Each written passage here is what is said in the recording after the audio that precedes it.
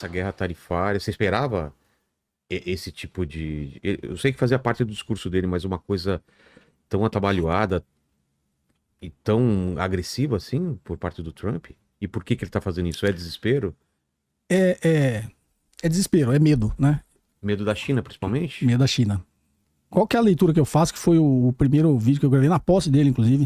O É. pessoal gostou que eu botei assim, era Trump aí, o início do fim do Império Americano, né? O início do fim do Império Americano. E não que eu seja mãe de Ná, mas tá se confirmando as coisas que eu falei, né? Porque qual que é o problema dos Estados Unidos? Veio essa revolução neoliberal, não existia mais o padrão ouro, né? Ele já tinha abandonado, moeda 100% fiduciária, os Estados Unidos querendo expandir cada vez mais as suas bases militares, isso tudo era financiado pela hegemonia do dólar, né? Pois é. É um país que tem o privilégio de emitir a moeda que a grande parte nem circula dentro da sua economia, circula pelo mundo afora, né? E ter o seu título, o título de tesouro americano é um ativo de reserva de todos os bancos centrais do mundo, né? Tá diminuindo drasticamente agora, né? Assim, do que já foi, tá? Os Estados Unidos, pra você ter uma ideia, acho que 70% das reservas cambiais de todos os países eram em ativos denominados em dólar, no ano 2000. Agora, em 2022, já tinha caído para 56. E a expectativa é que depois dessa lambança do Trump caia para menos de 50.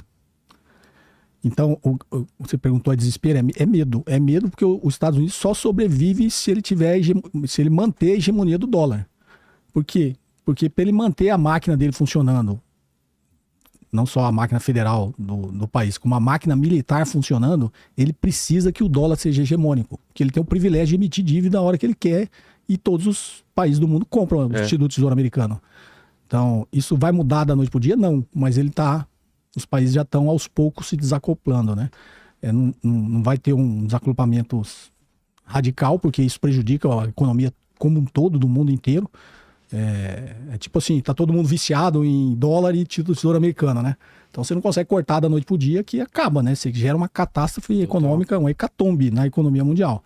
Mas os países, você já vê eles fazendo os movimentos de tentar ir aos poucos, né? E paulatinamente se desvencilhando dessa dependência do dólar americano. E esse medo que os Estados Unidos têm, na realidade, o Trump literalmente, ele falou até antes de tomar posse, né? Ele ameaçou os BRICS, né? Se o BRICS quiser parar de usar o dólar, nós vamos taxar em 100%. Né? Ele já ameaçou o BRICS várias vezes por isso. Os BRICS têm, digamos assim, teria o objetivo disso? Tem, mas também, aquilo que eu falo, em economia é tudo muito complexo, né? A China tem interesse que o dólar continue funcionando em boa parte da economia. Ela não, É mesmo?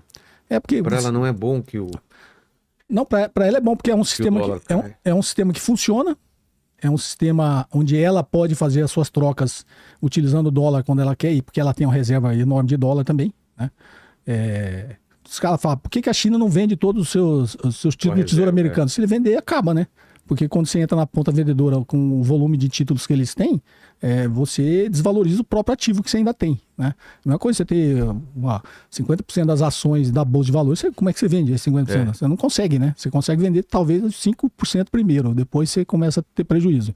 Então, não é tão fácil assim. Tanto que no início dessa guerra tarifária, já teve uma crise de liquidez de dólar.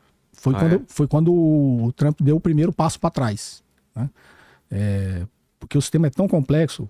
Hoje o maior detentor de títulos do Tesouro Americano é o Japão, não é nem a China. Não, o Japão tem 1,1 tri de dólares de títulos do Tesouro Americano. A China já, desde 2016, quando o Trump assumiu a primeira vez, a China já começou, já viu a característica da figura, ele já começou aos poucos. Hoje a China tem 780 bi. Então o Japão é o maior. Só que o Japão não é o maior só porque ele quer. O Japão é o maior porque o Japão é o maior distribuidor de dólar para todos os países do mundo. Porque depois do Acordo de Plaza, a taxa de câmbio ficou muito favorável e a taxa de juros no Japão é muito baixa, né? Já chegou a ser negativa depois da crise subprime até a Covid, era quase negativa. Hoje é 0,5%. Então, no Japão existe uma operação que chama carry trade, né? Que se eu tenho acesso ao mercado japonês e tenho acesso ao mercado americano, o que eu posso fazer para ganhar dinheiro? Tomo dinheiro emprestado a 0,5% e invisto nos Estados Unidos, que é considerado risco zero, a 4,5%. Ganho 4% fazendo uma operação, que é a operação que a gente chama de carry trade. Então o mundo inteiro, inclusive os bancos centrais do mundo inteiro, fazem essa operação com o Banco Central japonês. Então, quando você faz essa operação, todo mundo acaba Deixando um pouquinho lá. deixando lá, e o colateral de várias outras operações. Depois do carry trade, você pode fazer uma operação de arbitragem no mercado futuro que chama base trade, Tá. que é você ficar arbitrando. O que define o preço de um ativo futuro é uma fórmula simples. O preço futuro é igual o preço à vista mais a taxa de juros, né? Então, eu sempre dou um exemplo. Então, quero achar o preço futuro. O preço futuro é igual. Qual que é o preço à vista? 100. Qual que é a taxa de juros? 10%. Então, é 1 mais a taxa, né? Elevado ao tempo. Vou só simplificar aqui. Então, é elevado a 1, que é de um ano. Então, é 100 vezes 1,1. 100 vezes 1,1 é 110. Então, o preço futuro tem que ser 110. Tá. Só que o mercado é tão líquido que, às vezes, ele dá uma descompensada, né? Então, não fica a igualdade ali. Ou ele fica menor ou ele fica maior. Então, dependendo... Se fosse fazer a conta lá, pô, agora é 110, tem que ser igual a 100 vezes 1,1. Agora tá 105, é igual a 1... Não, 105 não é igual a 110. Então, quando ele dá esse desígnio, você faz. Você vende a vista, você vende a futuro e compra a vista. Se dá o inverso, você faz o inverso. Você compra a vista e vende a futuro. Então, o mercado fica arbitrando isso. É uma operação que chama base trade. O mercado, os fundos de hedge fazem muito isso. Eles ficam arbitrando isso aí para ganhar essas distorções que dá no mercado. Só que para isso funcionar, a taxa de juros que você está usando na fórmula, ela tem que ser estável. E a taxa de juros dos bonds de 10 anos dos Estados Unidos sempre foi muito estável. Só quando o Trump começou essa guerra tarifária, essa taxa de juros começou a oscilar demais. Quando ela começou a oscilar demais, essas operações começaram a dar prejuízo. Quando ela começa a dar prejuízo, quando você opera mercado futuro, você não precisa ter todo o dinheiro, né? Eu operei mercado futuro no tempo assim, você faz operações de 10 milhões de reais, você tem 100 mil na sua conta. O mercado financeiro, as bolsas, ela exige que você tenha só uma margem de garantia, que é para fazer o que eles chamam de ajuste diário. Então o Vilela está lá posicionado, perdeu 10 reais de hoje para amanhã. Eles vão lá na sua margem, eles zeram a sua posição todo dia, né? Eles vão zerando e vai comendo aquela margem sua. Sim. Se aquela margem sua chegar num ponto em que você começa a oferecer um risco para o sistema, um risco sistêmico, é o que eles chamam de chamada de margem. Aí tua corretora vai lá te ligar, Vilela, sua margem aqui está com 50 reais, aqui você tem que depositar mais 200.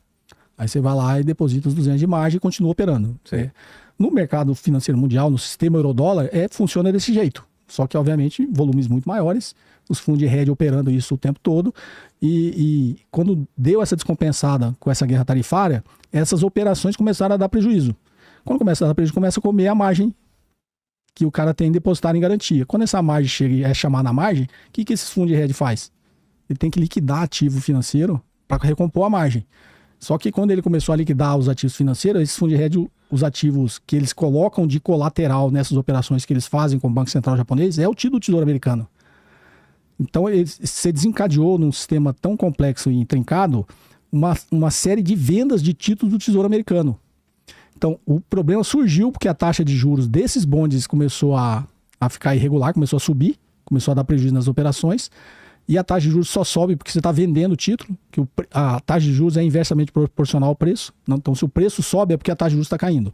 Se o preço cai é porque a taxa de juros está subindo.